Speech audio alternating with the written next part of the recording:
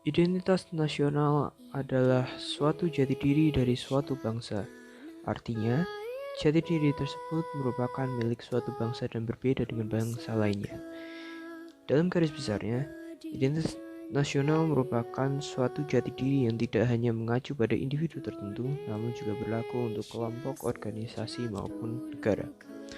Kata identitas berasal dari identity, yang berarti ciri-ciri, tanda-tanda, ciri khas jati diri pada perorangan atau suatu kelompok tertentu yang bisa membedakan dengan orang lain maupun kelompok lain. Sedangkan nasional merupakan gambaran akan identitas yang melekat pada diri seseorang atau suatu kelompok tertentu atau organisasi yang lebih besar berdasarkan kesamaan fisik, budaya, ragam bahasa, sejarah, cita-cita, serta tujuan. Dari pengertian tersebut bisa ditarik kesimpulan bahwa identitas nasional adalah suatu kumpulan nilai budaya yang tumbuh dan berkembang pada macam-macam aspek kehidupan, baik dari ratusan suku budaya yang ada dihimpun menjadi satu kesatuan, seperti Indonesia, di mana identitas nasional Indonesia sendiri mengacu pada Pancasila dan Bhinneka Tunggal Ika.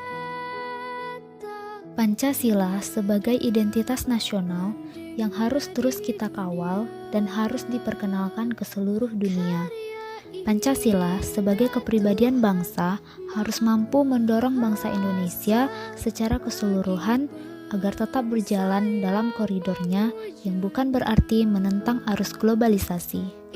Keseluruhan sila dalam Pancasila menggambarkan karakteristik yang membedakan bangsa Indonesia dengan bangsa lain di dunia. Pancasila merupakan salah satu identitas nasional negara Indonesia yang terdapat dalam Undang-Undang Dasar 1945. Lambang Pancasila dimuat dalam perisai yang melekat di dada burung Garuda. 5 lambang tersebut antara lain sila pertama, bintang, sila kedua, rantai, sila ketiga, pohon beringin, sila keempat, kepala banteng, sila kelima, padi dan kapas. Sila pertama, ketuhanan yang Maha Esa. Inti dari sila tersebut ialah salah satunya manusia Indonesia percaya dan takwa terhadap Tuhan yang Maha Esa, sesuai dengan agama dan kepercayaannya masing-masing menurut dasar kemanusiaan yang adil dan beradab. Di Indonesia diakui ada 6 agama.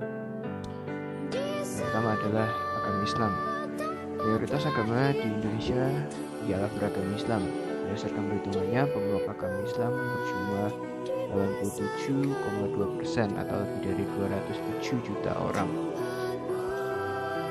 Hari besar agama Islam ialah Idul Fitri, Idul Adha, sedangkan tempat ibadahnya merupakan masjid. Kedua, Kristen Protestan. Kristen Protestan muncul setelah protes Martin Luther pada tahun 1517. Di Indonesia sendiri, pemeluk agama Protestan ada sebanyak 6,9% dengan kitab suci bernama Alkitab atau Injil dan beribadah di gereja. Ketiga, Katolik. Katolik merupakan salah satu agama di Indonesia yang berdenominasi dalam agama Kristen. Agama ini muncul di Indonesia saat bangsa Portugis sampai di Kepulauan Maluku. Orang Maluku pun jadi orang beragama Katolik pertama di Indonesia. Hari besar agama di Indonesia ini adalah Natal atau kelahiran Tuhan Yesus, dan kitab suci sama dengan agama Protestan yaitu Alkitab dan beribadah di gereja. Keempat, agama Hindu. Agama Hindu saat ini memiliki jumlah 1,7% dengan Pulau Bali sebagai pemilik penganut agama Hindu terbesar di Indonesia. Agama Hindu selalu melakukan persembahyangan di pura. Penganut agama Hindu memiliki kitab suci bernama Weda. Untuk hari raya umat Hindu ialah Nyepi, Kuningan, dan Galungan. Kelima, agama Buddha.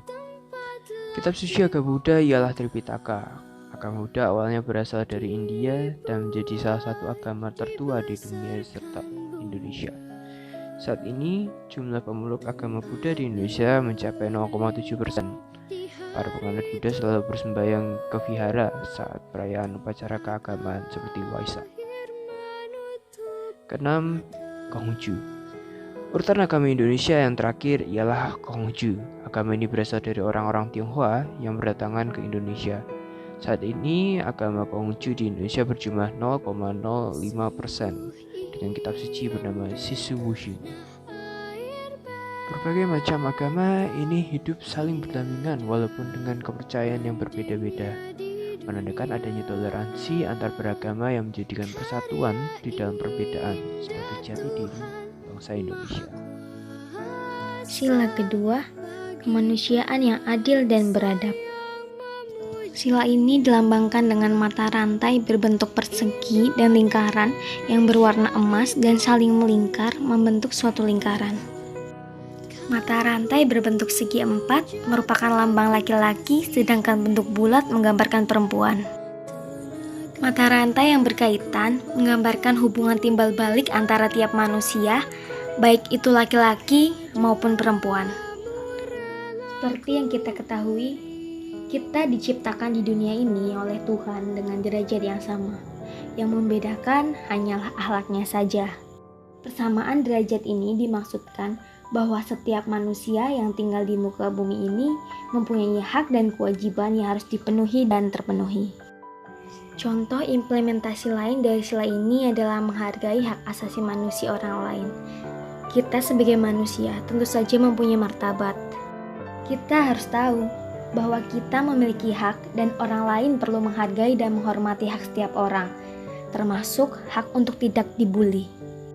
Sila kedua ini bermakna bahwa kita sebagai manusia harus memiliki jiwa kemanusiaan yang tinggi, yaitu dengan saling menolong dan membantu sesama manusia.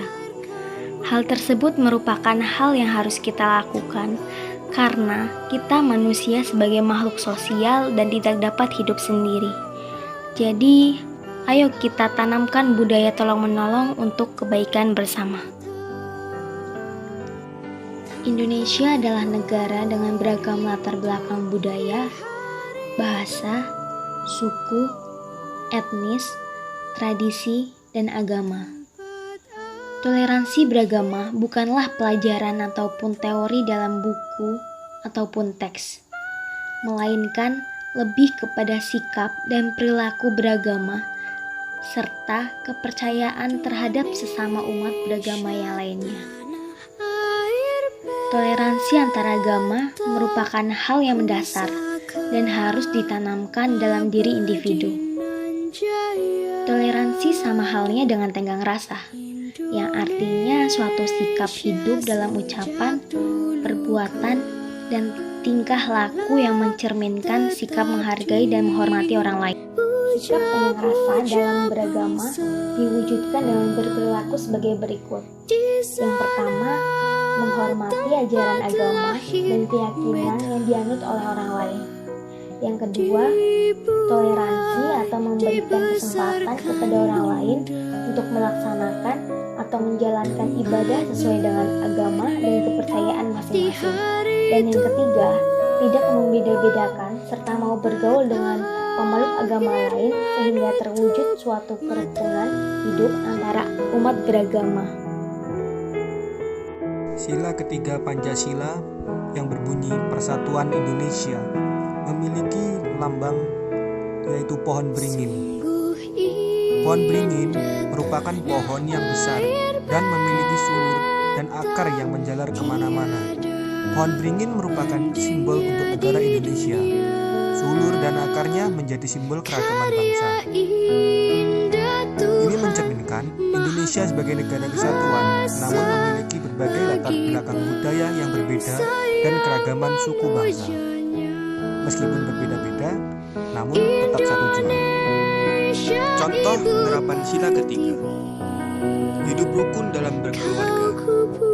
Hidup rukun dalam berkeluarga sangat penting karena ini adalah bagian terkecil dari menjaga persatuan Indonesia.